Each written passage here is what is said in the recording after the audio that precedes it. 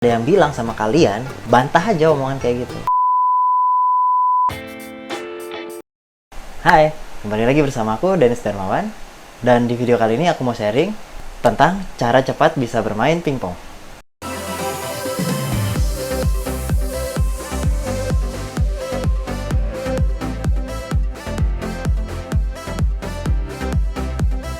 Jadi, karena banyak banget yang nanyain ini, makanya aku tertarik buat bahas konten ini. Tapi, sebelum lanjut ke pembahasan intinya, buat yang belum subscribe channel ini, jangan lupa di subscribe dulu ya. Dan jangan lupa hidupin tombol loncengnya, biar bisa dapetin video terbaru dari aku. Ini semua gratis loh. Nah, jadi karena banyak yang nanya sama aku tentang bagaimana cara cepat bisa bermain pingpong. Jadi kayaknya aku jawab di sini aja ya. Karena kan nggak semua bisa aku jawab satu persatu. Jadi aku jawab di video ini nih, semuanya. Tips yang pertama dari aku, jadi gini. Perumpamaan dari kata bisa bermain, itu aku bagi menjadi dua bagian. Yang ke satu, cuma sekedar bisa mukul dan bermain-main.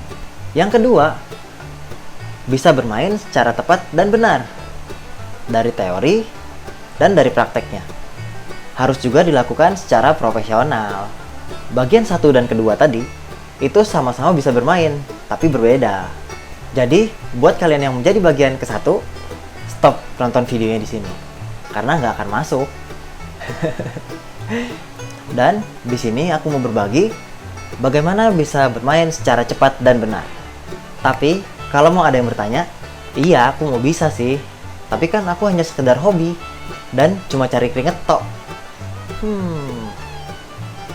Buat yang hobi itu, kenapa aku bilang harus bisa dilakukan layaknya profesional? Karena kalian hobi dan mau sehat mencari keringat, makanya pukulan kalian itu nggak boleh gampang mati, apalagi ototnya nyangkut. Makanya ikutin aja ini, nggak bakal nyesel deh. Jadi saran aku yang pertama, mulailah berlatih layaknya profesional. Dari teknik dasar pukulan, pengetahuan bola, dan langkah-langkah pergerakan kaki dan juga tangan. Itu semua bisa didapat dari banyaknya pemain profesional di Indonesia. Bisa kalian cek sendiri, atau bisa juga dari video-videoku yang sebelum ini. Itu lumayan lengkap dari basicnya, dari forehand sampai ke bermain sedikit. Itu lumayan buat basic bisa dapat. Jadi tinggal kalian nyamannya aja di mana. Nih aku tunjukin. Nah, kalau kalian sudah bisa basicnya, baru lanjut ke tahap kedua. Yang kedua, mulai melatih mensinkronkan antara pergerakan badan, pergerakan tangan, dan pergerakan kaki. Selain itu, sinkronkan juga antara irama pantulan bolanya. Seperti ini, aku kasih contoh. Kalian kalau latihan seperti ini. Nah,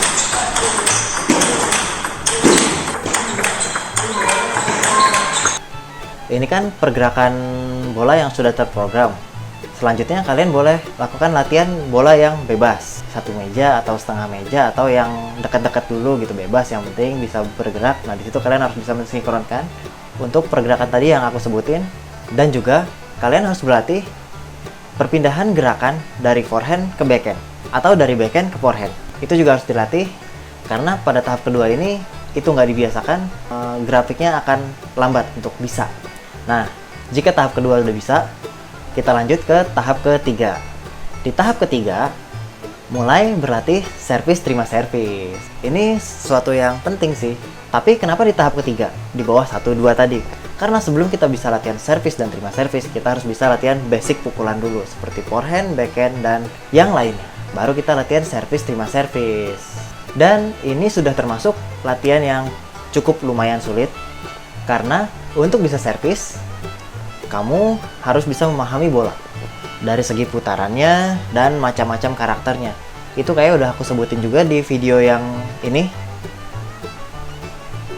Di sini saya udah sebutin beragam putaran bola.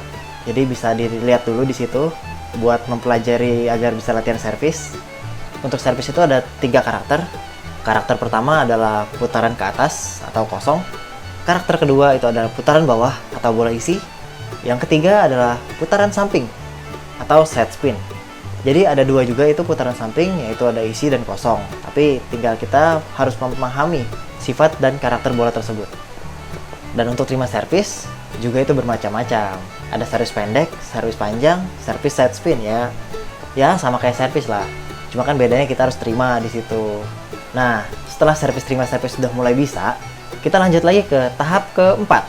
Di tahap keempat ini, kita sudah mulai berlatih mengkombinasikan tahapan kedua dan ketiga tadi dengan menggunakan metode latihan servis serang. Dengan banyak berlatih dan memulai latihan program yang dikombinasikan dengan servis dan terima servis yang dilanjut ke program. Jadi setelah servis terima servis dilanjut dengan program, yang satu blok, yang satu serang. Seperti aku mau kasih contoh ini ya. Misalkan kamu mau latihan seperti yang tadi, footwork 22. Nah, harus diawali dengan servis. Jadi servis, yang satu terima, yang satu setelah diterima serang, dan yang satu blok. Seperti biasa, tapi diawali dengan servis. Jadi dikombinasikan dengan servis terima servis. Atau perbanyak juga latihan pra-game atau uji coba bermain. Nah, untuk uji coba bermain dan pra-game ini banyak latihan servis serang. Contohnya seperti servis serang diterima lawan bebas. Bisa melakukan seperti diawali dengan partner kita melakukan chop dulu baru kita bisa serang, atau dengan bebas langsung. Itu terserah kalian. Kalau kalian tingkatannya sudah mulai naik, boleh langsung bebas. Tapi kalau belum naik tingkatannya, kalian boleh lakukan dengan diprogram dulu. Misalnya kalian servis, musuhnya chop itu ke kiri dulu, baru kamu spin, baru kamu serang, dan selanjutnya baru bebas. Nah, itu contoh. Tapi kalau kamu udah ngerasa, oh udah mahir, boleh dinaikkan tingkatannya jadi ke servis serang yang bebas. Jadi menurutku gitu sih untuk tahapan keempat ini. Dikombinasikan dari servis dan serang. Setelah sudah mahir, kita lanjut ke terakhir, yaitu tahap kelima. Di tahap kelima, ini semoga bisa dipahami dengan baik. Jadi, kalian semua itu harus bisa belajar menghafal. Dari segi menghafal permainan, itu memang sulit, tapi namanya ilmu itu pasti. Walaupun memang ini nggak bisa dihitung secara pasti. Maksudnya secara pasti itu nggak selalu tepat gitu. Tapi bisa kita hafal. Seperti misalnya hasil matematika dan bahasa. Ya, mereka pasti dengan rumus-rumus tertentu gitu. Dengan jawaban tertentu. Nah, tenis meja juga sama. Itu bisa dihafal. Ilmunya pasti. Walaupun kadang nggak sesuai gitu. Karena kan setiap lawannya beda-beda. Dan dari mana bisa menghafalnya? Nah, ini menghafalnya itu dari latihan pas pra-game itu. Pas pra-game, pas latihan servis serang, pas latihan uji coba tanding, itu bisa kita lakukan hafalan di situ. Seperti lagi aku kasih contoh, menghafal permainan. Misalkan lagi latih tanding, kamu punya servis andalan nih, dan kamu coba keluarin servis andalan kamu tadi. Si lawan A ini lebih sering ngembaliin kemana? Si lawan yang B lebih sering ngembaliin kemana? Nah, itu bisa kalian hafalin. Dengan servis begini, dia kembaliin si A ini kembaliin kemana? Si B kembaliin kemana? Pasti berbeda. Si A berbeda, si B berbeda. Tapi itu bisa dihafal karena si A dominan begini, si B dominan begini. Nah, menghafalnya di situ pasti, tapi nggak pasti karena kita melakukan nggak bisa menghafal saat kita servis si terima B begini, tapi kita terapin ke si A kan beda. Nah, hafalannya begitu. Ini yang paling penting banget buat yang mau bisa, dan tips kelima ini adalah yang paling penting dari rangkaian yang tadi.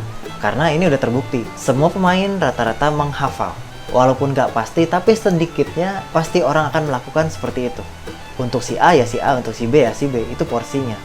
Nah, jadi dengan begitu, kalian yang tadinya merasa bahwa susah bermain dan ngerasa nggak bisa-bisa, untuk gerak salah, untuk ini kok nggak bisa tepat, untuk dari ini nggak tahu jawabannya, ikutin tips dari aku ini. Dan telah ikutin tips dari aku, sekitar kalau latihan rutin 2-3 minggu, kalian boleh kasih di kolom komentar apa yang kalian dapetin dari tips ini. Dan otomatis kalian jadi bisa cepat bermain pingpongnya.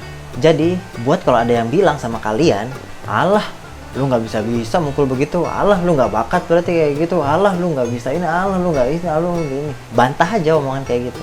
Ikutin aja tips dari aku ini dan pelajarin semuanya. Pasti bisa. Jadi kesimpulannya, jangan mau percaya sama omongan orang lain sebelum kamu mencobanya sendiri. Kesempatan itu harus kamu yang ambil. Jangan sampai diambil orang lain duluan. Sekali lagi, buat yang belum subscribe, jangan lupa buat subscribe channel ini. Dan kasih like jika suka, dislike jika tidak suka. Jangan ketinggalan juga untuk share dan komentar di kolom komentar buat kasih masukan ke aku. Semoga tips tadi bisa bermanfaat buat kalian. Aku Dennis dan sampai ketemu di video berikutnya.